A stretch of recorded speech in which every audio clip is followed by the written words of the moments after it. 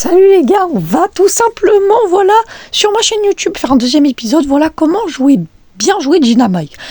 Après cette vidéo, vous le rire en 25, en fait c'est un brawler que la communauté, en fait, ils le jouent mal.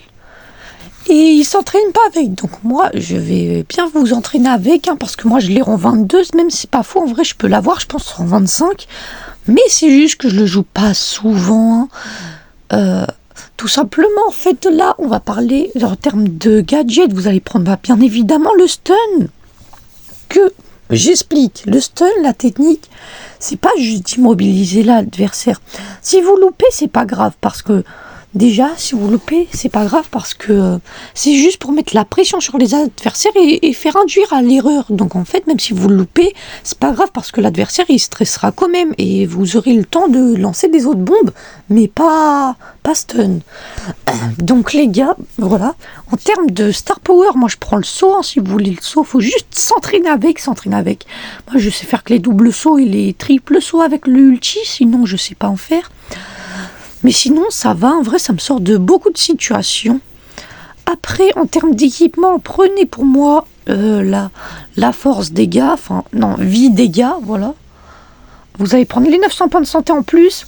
Et les dégâts, pour moi, c'est franchement les meilleurs. Donc, voilà, prenez ça. Au niveau des persos, des brawlers qui peuvent le counter. Donc, le counter, ceux qui peuvent... les counters, ceux qui peuvent le tuer super facilement. Les brawlers à déplacement, donc Mortis, Miko, qui peuvent franchement bien le counter. Après, s'il y a un ulti genre au corps à corps, il est pas bien, mais si par exemple un Edgar il saute dessus, moi aussi ça peut le counter. Mais s'il y a un Edgar qui vous saute dessus, moi je me suis sorti de pas mal de situations comme ça où il y a un Edgar qui me saute dessus parce que j'avais le star power qui fait le saut, voilà. Donc voilà pourquoi c'est utile, prenez-le. Voilà, en tout cas, aussi j'ai une autre astuce. Si bien sûr un Edgar vous rush, au lieu de mettre la balle derrière lui pendant qu'il avance, il n'aura pas la balle pendant qu'il avance vers vous, vu que la balle sera derrière lui, Edgar, du coup. Mettez-la devant vous, en fait, devant Dynamite. Donc vous allez la prendre devant Dynamite pour donner les bombes au corps à corps. Vous allez peut-être sauter et prenez le stun. Moi, à chaque fois, je fais ça. S'il y a quelqu'un de corps à corps qui me rush, j'active mon gadget, je le mets devant moi, je saute et je tue l'adversaire. Et vous, même si ça tue pas l'adversaire, ça vous éloigne de l'adversaire, ce qui est très bien pour la défense. Donc voilà. Donc normalement, après cette vidéo, vous le rire en 25 au moins. Au niveau...